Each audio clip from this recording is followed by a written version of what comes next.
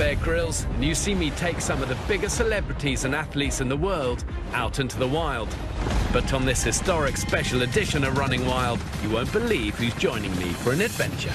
I don't claim remarkable survival skills.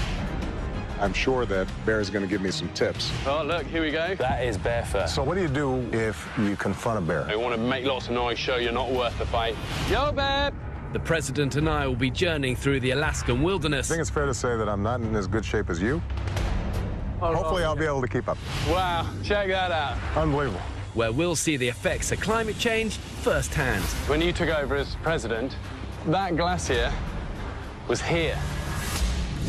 The wild doesn't care who you are. I found this on the riverbank. This was half eaten by a bear. The fact that he told me that this was a leftover fish from a bear, he could have just left that out. Even if you're the commander-in-chief. Put me to work, man.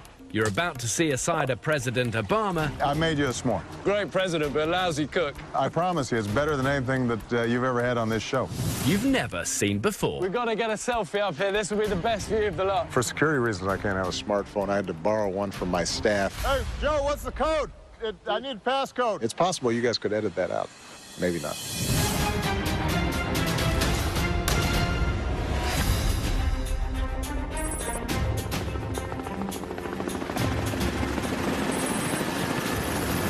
I'm on my way to do something that I never in a million years would have thought I'd ever be doing. Commander-in-chief tools, you've got to obey. This is going to be an adventure like never before.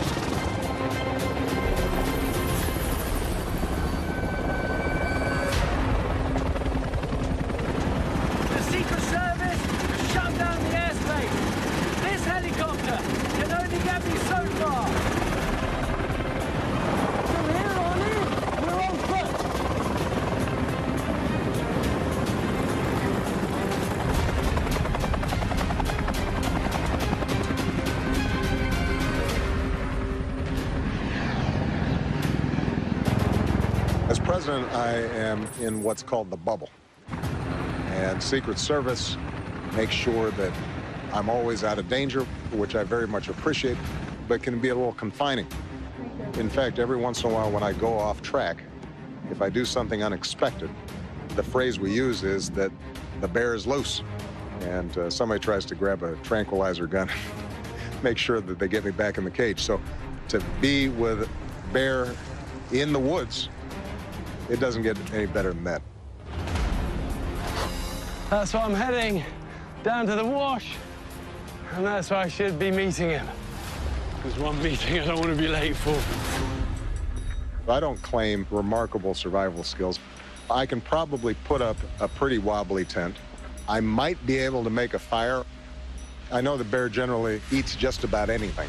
I'm going to probably stick to some stuff that isn't going to cause me significant stomach problems, because I got a lot of work to do after I finish this show. I'm at the RV point, waiting for the president, nervous. This, for me, is definitely the biggest thing I've ever done in my life. We've taken some amazing people on adventures, but to take the leader of the free world, I just never really imagined it would happen, to be honest. I just really hope I don't get too tongue-tied, because when I get really nervous, I find it really hard to speak. Bear! Hey, Mr. President. How you doing? How do you do, sir? Good to see you, sir. I'm Bear. How are you? Yeah. It's wonderful to meet you. What a great place to meet. It is spectacular. When I first saw him, we were standing next to each other. I can tell it's going to mean a lot to him, this journey. And for me, it's such a privilege to be taking him. This is the first time that I've been able to actually travel other than just the Air Force base to refuel. So, OK, so first time... First time, you know, setting foot in Alaskan wilderness. Amazing. And it's good company to keep. Thank you. This has got to be one of the best days of my presidency. First of all, I'm not in the office. Second of all, I'm not wearing a suit. Well, we've got a bit of a journey ahead of us. Let's do it. The President and I are here to see Alaska's exit glacier. In recent years, this massive glacier has been receding at an alarming rate due to climate change. We're going to journey across a glacial outwash and through a dense forest to reach the glacier. We're going to try and get to the snout of the glacier. I think it's fair to say that I'm not in as good shape as you. I don't know. You look incredible. As presidents go, I'm in decent shape. You're so not hopefully wrong. I'll be able to keep up. Well, we're in bear country for real. Yeah. So we're going to be smart. They're notoriously lacking in respect for rank or anything. So we're going to look after each other. I've got some bear spray. There you go. For you. That's the last line of defence. There you go. Let's do it. I feel bad that I'm looking so... You look good, I look man. like the cat or something. No. That's how you're supposed to look. You know what? If you were looking too clean, I'd be suspicious. I caught a glimpse of myself in the camera lens earlier, and my first thought was, my mum is going to kill me looking like this with the president. Well, I don't think there are rules for the president. I do think that, there are rules for the Queen. So you've met the Queen? I have. She's one of my favorite people. She has a great sense of humor, but she doesn't suffer fools very well. She doesn't, and I think she thinks I'm one, because I met her, and she said, this was years ago, and that's just when we got back from Everest, and she goes, and your name is? And I went, I can't even remember my name. I couldn't talk. She moved on. I thought, I've blown it. My one chance, I've blown it. Well, listen, I've really enjoyed watching your shows and your work, and one of the main purposes of our trip here is to highlight the effects of climate change and what's happening to the planet. And people need to see it and feel it, as opposed to just reading a bunch of numbers on a page. Well, you're so right. I think speeches are one thing, but, I mean, we live and breathe this stuff every day because we're out in it, and we see the harsh kind of reality of it. And a lot of it, actually, is quite shocking. That's exactly right. And, I've got 2 daughters, and I don't want grandkids too soon, but eventually I hope to have some. I want to make sure that this is there for them, not just for us.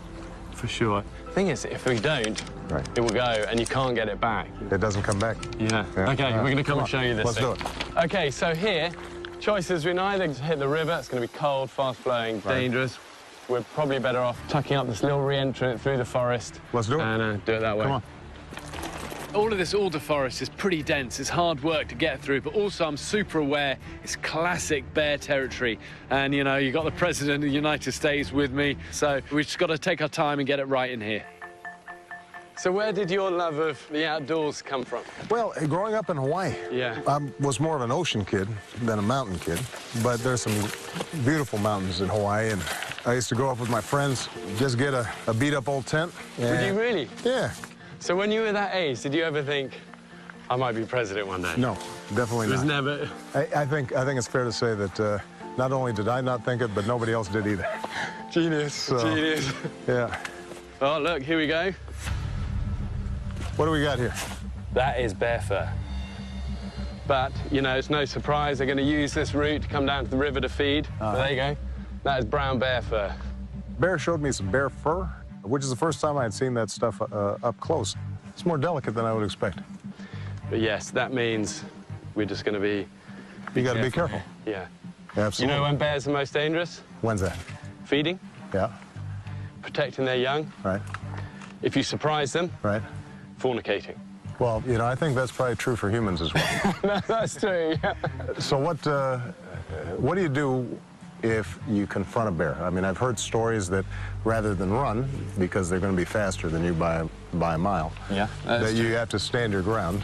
But I don't know whether that's a myth or whether that's a fact. Well, you are right. They're faster than you, and, they can climb trees, so up a tree is no good. Right. I think a good rule of thumb, if you intrude to their territory, just back away slowly, keep eye contact, back away out of it. Don't turn, don't run. Right. If they intrude on your camp, you want to make big, you want to be like super bear, you want to make lots of noise, show you're not worth the fight, and scare them off. But the best thing is make lots of noise so they know you're coming.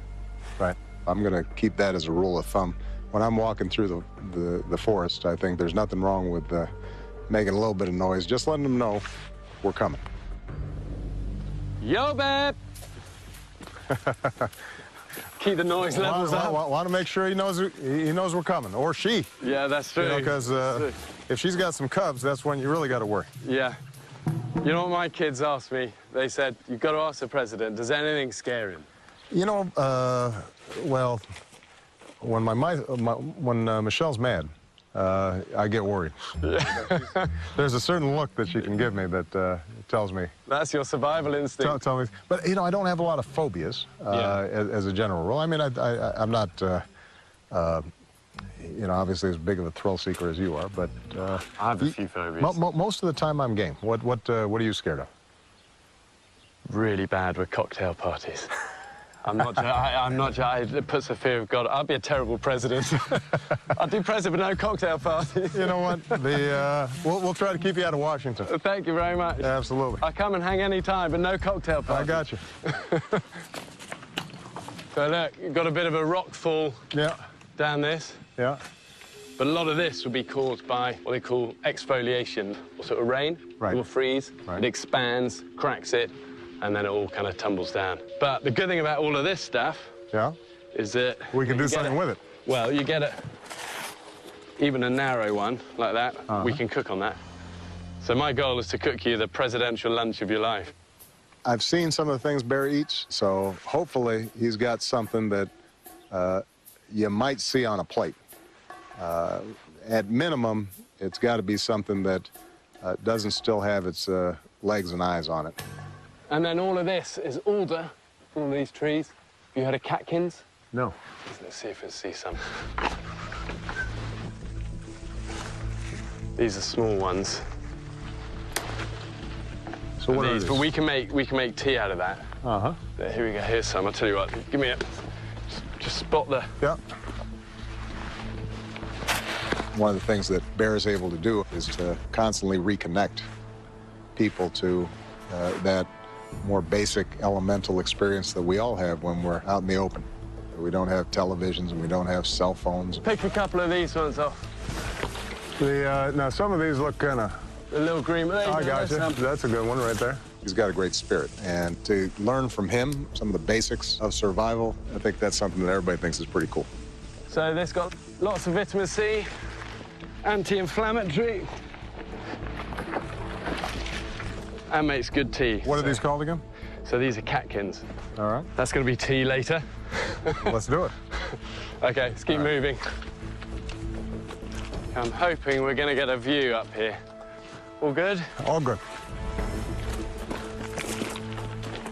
Wow, check that out. Look at that. Unbelievable.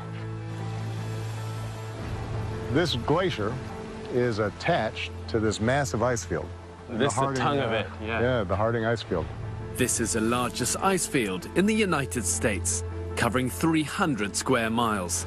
But it has shrunk an alarming 812 feet since 2008. But the crazy thing is, when you took over as president, 2008, that glacier was here. Yeah, that's how much we've lost. That's how, exactly, yeah. Just in that short period of time. When you see this glacier, it gives you a sense of the magnitude of them. But what you're also reminded of is how far it's already receded, just since my presidency. And it underscores once again why it's so important for us to pay attention to climate change and understand that there's something that we can actually do about it. Coming up, we've got to get a selfie up here. This will be the best view of the lot. For security reasons, I can't have a smartphone. I had to borrow one from my staff. Oops, I did the same. Come on, President, you've done it again. This is excruciating. This is a sign that I don't have a smartphone. I've had to swim in this a lot. Have you? So, yeah, naked. Yeah, that's not something we're going to do either. So safety is always our main concern on these journeys, but with the president, obviously it got taken to another level. So we had sniper teams all the way along the route in the mountains, and just before we started filming, a military helicopter started circling the area above us. And to be honest, I have no idea, you know, what they're up there looking for. Actually, I'm not even sure I want to know.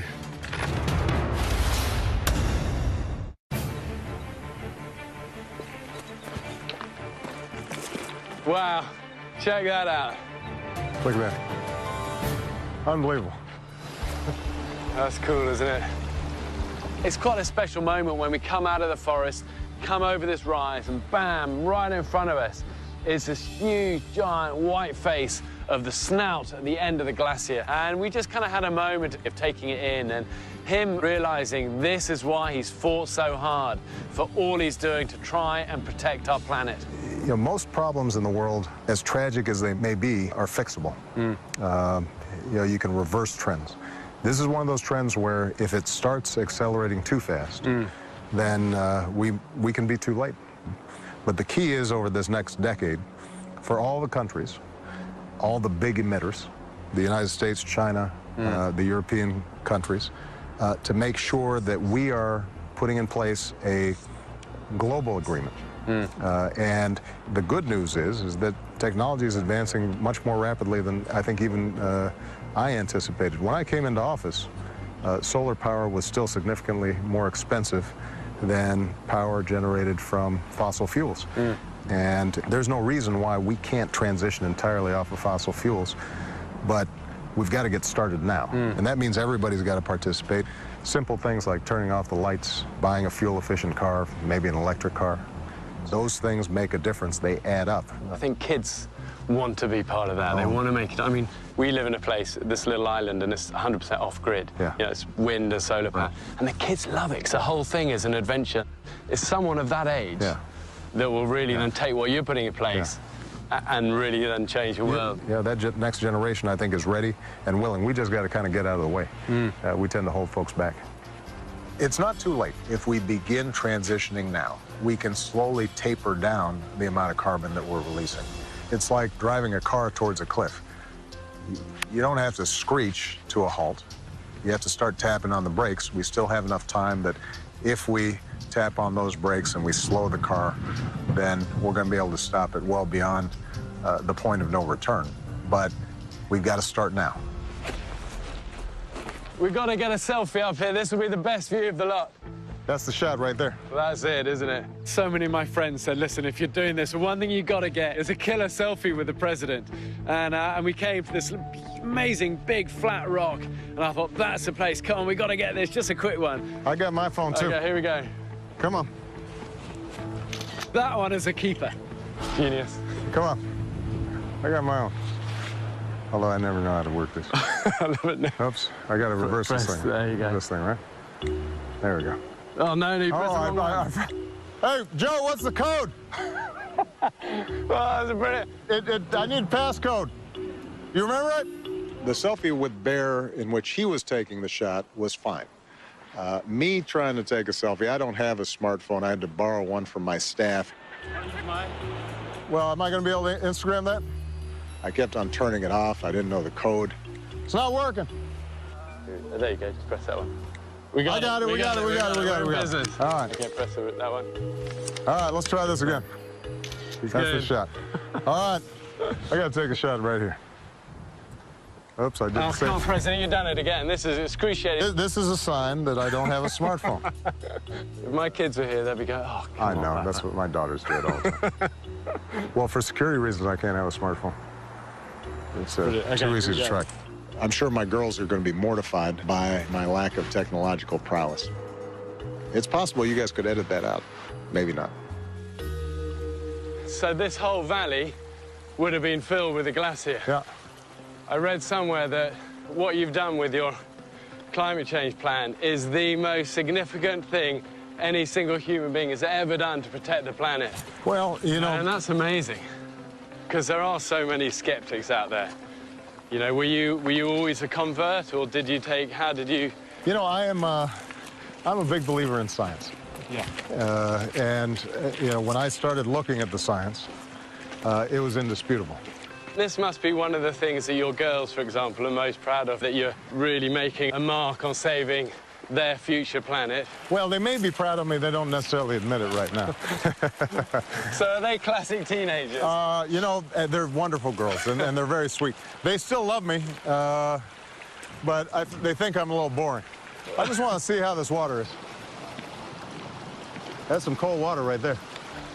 See, it's all grey. All of this glacial silt is all the big rocks that have been crushed by the weight of this whole mass of ice and powderizes. So if you drink a lot of this, it will actually... What kind of impact would it be? Well, it gives you, if you drink a lot of it, it'll give you diarrhea. Is that right? Yeah. And you boil it up and it's fine. Yeah. I've had a swim in this a lot. Have it's you? the worst. Yeah, naked. Yeah. That's not something we're going to do either. No, no, no. Yeah, and the thing is, you're never at your best when you're freezing cold. I tell you what, one of the things that you should expect, but is always a little shocking, is how cold the water is. This is a big block ice, and it's part of the overall ecosystem in this region. If that starts changing, then a lot of things are going to be affected around here. So here you go, that really is it. As you say, this huge mass that goes for miles and miles beyond there. So this is right at the snout of it at the end. It is remarkable to think of all this water just coming down. To see it dripping, generating water as fast as it was a reminder of how rapidly and how accelerating the melting of these glaciers is going on. So this ends up being a key place for us to be able to study climate change, but also to understand the impact that it's going to have on the rest of the world. Coming up, I've got one favor to ask. Yeah, go ahead. I promised my wife I'll get you to sign something for her, but I couldn't find the only thing I could find in the airport. Oh, look at this. And now this is for real. I found this on the riverbank, okay? So don't freak out too much. So a bear has chewed on this. I think the president looked a little surprised when I pulled out this sort of bloody carcass of half-eaten salmon. So the president often jokes about being inside this bubble, almost like a cage. But actually it's true. I was telling your producers that the bubble is so tight that, and it's the toughest thing about being president. So every once in a while I'll go off script, and everybody gets very nervous. Yeah. Like, all right, you guys ready? All set?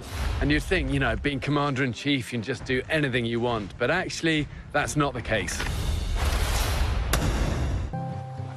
Okay, so you feel that breeze coming down? Yeah. It's called a katabatic wind. Okay. That cold air sinking, coming down. All right. So we'll make a little bit of a rock wall here. Okay. Protect our fire. Then we can sit on some rocks. And what kind of rocks are we looking for? About that size? Any of these, just we'll pile them up like that, just to protect our flame.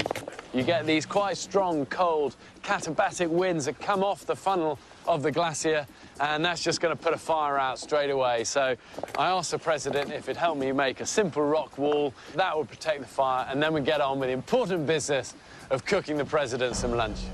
Fire in the middle. Okay. Is that all we need? That's all we need, yeah. Put me to work, man. Okay, that's all we need. All right. We got our slate. This is the piece of slate that we found earlier. So that's what we're going to light it with. A little fire steel. The good thing about these is that when it's pouring a rain, like it is most of the time in Alaska, you can still start a fire. You can still start it. Matches obviously get wet. Right. Lighters are failed at critical moments. Okay, so I always take this. So hold that one. All right. A little bit of cotton ball. So you've got some cotton ball. You can use anything. I've even used the fluff from my belly button. It was a long hike. How much fluff do you store in your belly button? Always prepared. Apparently so. All right, what do we got here? So this is just a bit of solid fuel. Okay. Because obviously there's not a lot of dry wood around here. All right. Okay, so we'll put that on there. Yeah. So the way this works. Right. See that sharp bit there? Yeah.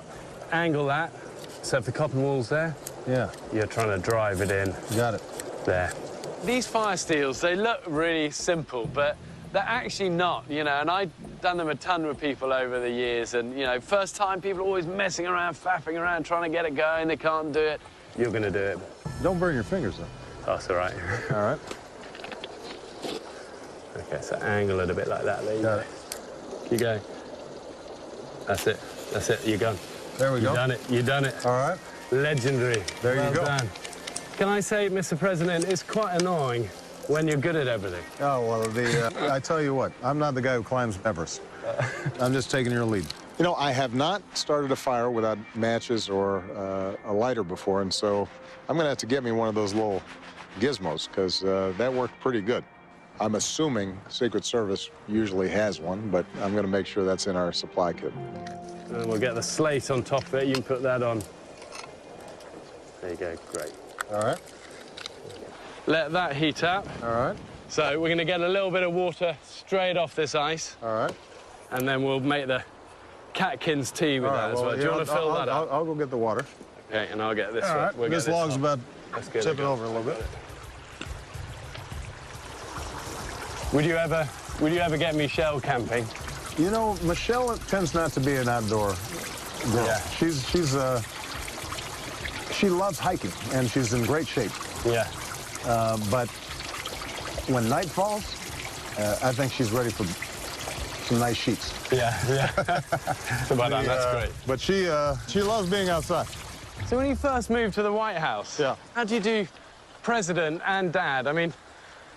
You know, the interesting thing is actually I ended up getting more time with the kids as president because I live above the store, right? So at a certain point, let's say 6:30 at night, I can go upstairs, I can have dinner with them, and if I have to go back to work, I can. And so you know, being able to have dinner with him every night was something that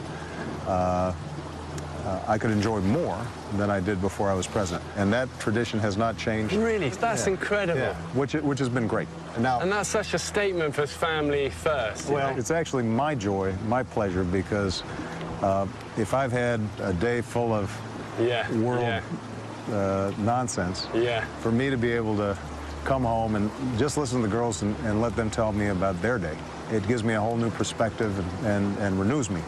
It's so heartening to think that the leader of the free world, ultimately, he's a dad. Okay, lunch, here we go. All right, what do we got?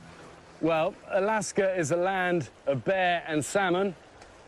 We haven't got bear. Oh, look at this. But look at this. And now this is for real. I found this on the riverbank, okay? So don't freak out too much.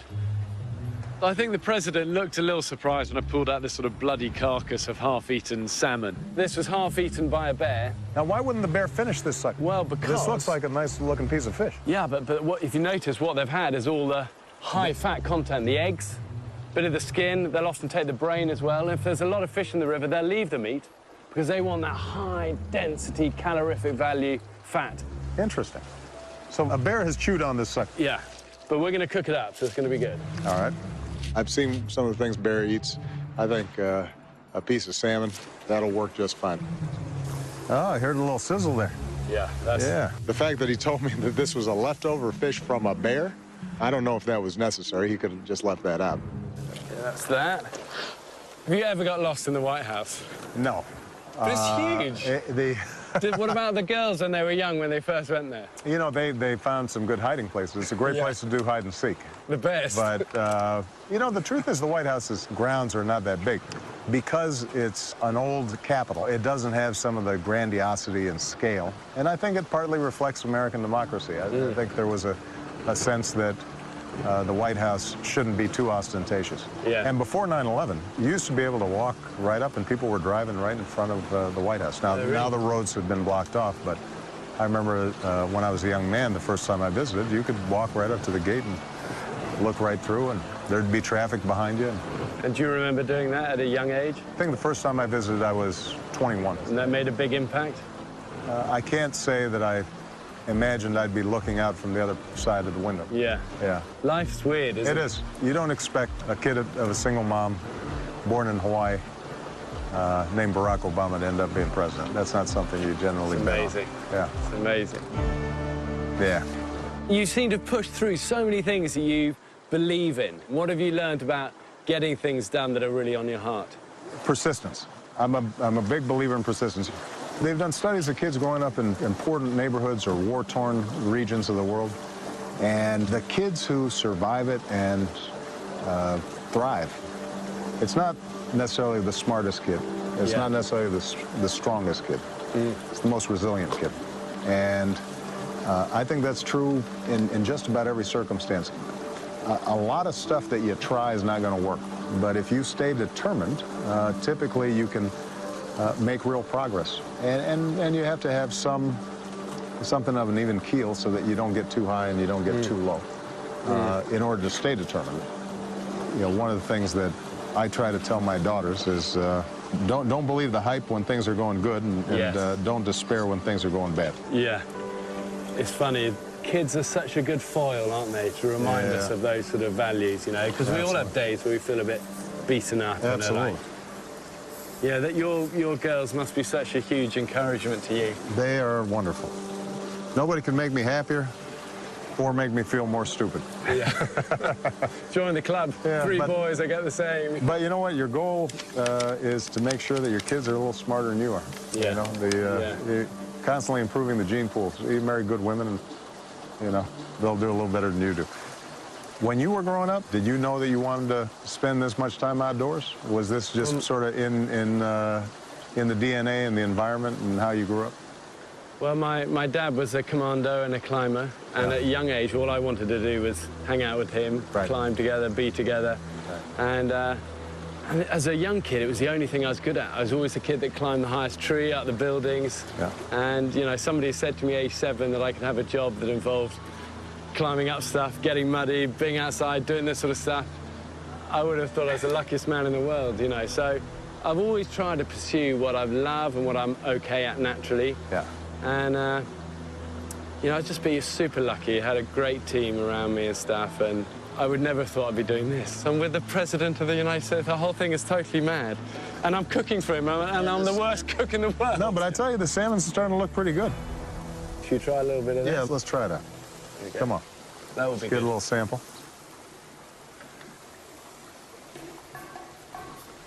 That's tasty. I can still smell the bear breath on it. I tell you what, though, that's good. Good, well, it's fresh. That's proper Alaskan salmon for you. Bear's a mediocre cook, but the fact that we ate something recognizable was encouraging. It would have been nice if we had had a cracker to go with it, but that's all right. Those things are hard to pack. Do you have a faith that's important in your life? Absolutely. I think it was my favorite president, President Lincoln. And I'm paraphrasing here, but he said, if you weren't a religious man before you took office, you will be humbled and on your knees and praying to God for some help. Yeah, that's it. It's like I love that quote that says, there's no such thing as an atheist in the Southern Ocean. That's exactly right. Or on the death zone on Everest, you know? And that, too, is, I think, part of determination and resilience. But that also is what keeps an even keel. Yeah. And what do you kind of want to be the legacy? If you had to pick one thing as a legacy of your presidency? Well, you know, we've provided health care to millions of people who didn't have it. We repaired an economy that was globally on the brink of a Great Depression.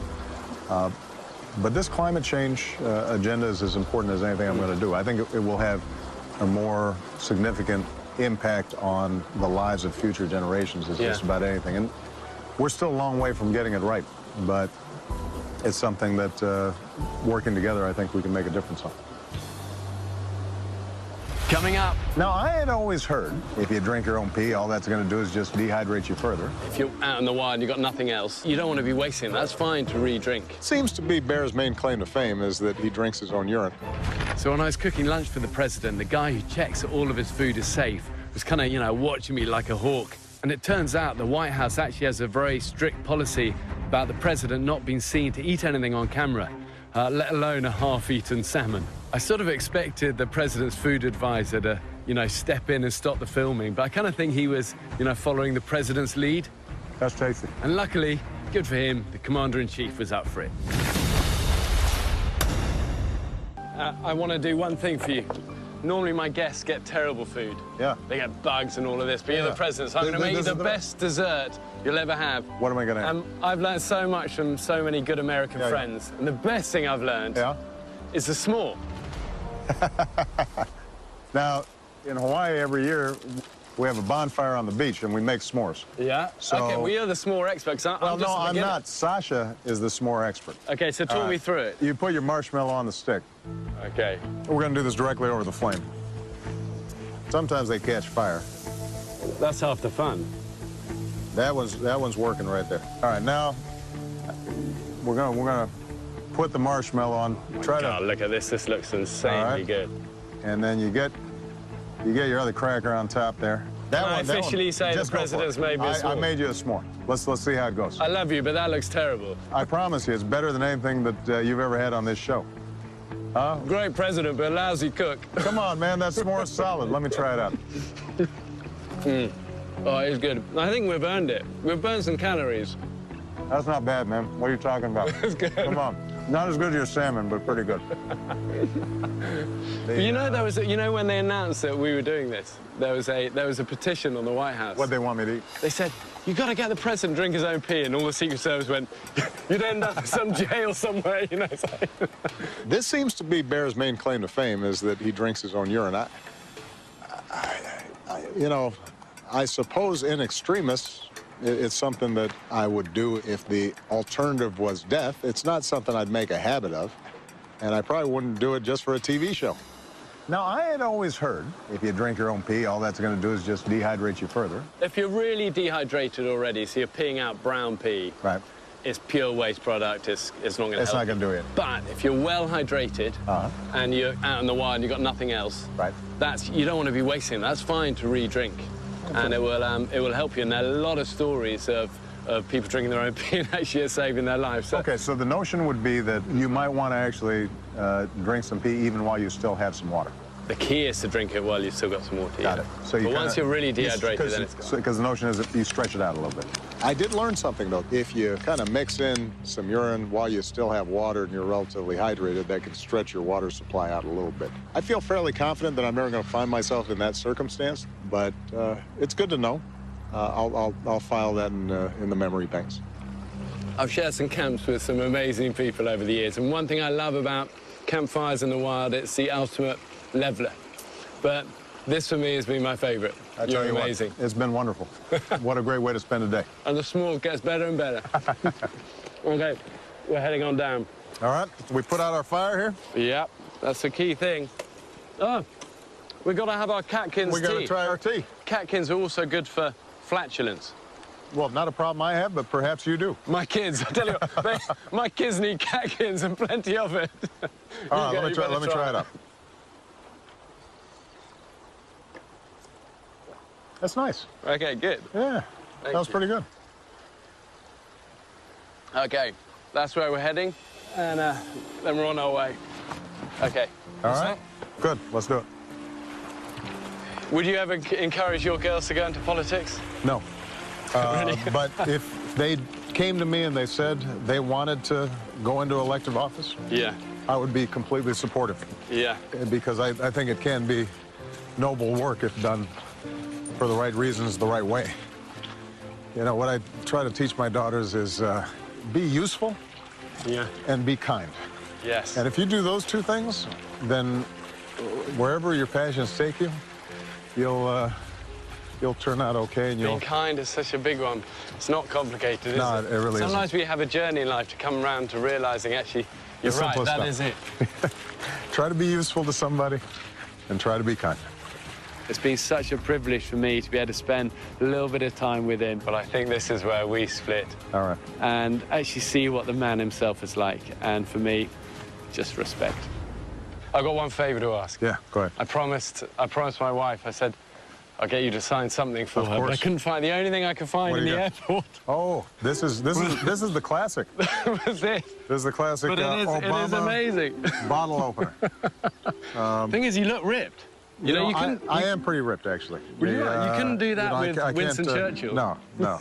I'm fairly cut, but it's possible that bottle opener is a little dated. I noticed, for example, there was no gray hair on the Obama figurine, and clearly the presidency's taken a little bit of a toll. But you know, Michelle tells me I'm holding up okay. Do you know the thing I was most worried about on this whole trip? What's that? It's just keeping you safe. I'm skinny, but I'm tougher than I look. You are. Well, we've made it. Mission accomplished. Thank you. Can I pray for you before we go? Absolutely. One of the things I really wanted to do was to be able to say a little prayer with him, and it's always awkward doing that. But, you know, here's a man who really has the weight of the world on his shoulders, and everyone's always taking from him. And I just wanted, just for 10 seconds, just to be able to pray for him and for protection over the incredible stuff he's doing. Lord, I thank you for the President's great strength of courage and character. Bless and protect his work and his family. Forgive us when we fall short, and help us to be strong in you. Amen. Amen. Appreciate you, man. Amazing. Thank you. God bless. Right. Honestly, it's been such a privilege. I had a wonderful time. As I said, I'm in awe of what you're doing to protect our planet. Well, you are a great ambassador for the wilderness, and I promise I will not invite you to a cocktail party. I might make an exception for you, Mr. President. Well, no, but maybe we can scale the face of the White House. Safe journey out. Thank you. Don't get attacked by a bear. I won't. Secret Service, he's over to you. Bear was a terrific companion. Also to get a sense of how passionate he is about the wilderness and sharing that knowledge. It was a wonderful time. And the fish was pretty good, too. You know, we've only got one planet, and we've got to care for it before it's too late. But what it takes is for strong men to stand up and be counted and do something that's going to make a difference. I feel a real kind of care for this protection and love he has for the planet, and I really want to champion what he's doing because it is remarkable. Alaska, in some ways, is ground zero for what's happening in climate change. We can't take this for granted. It's one of the great legacies of this country. We started the movement for national parks, for preserving huge chunks of wilderness, and that's part of what sets America apart. If we ever lose that, then we're going to lose an essential part of who we are.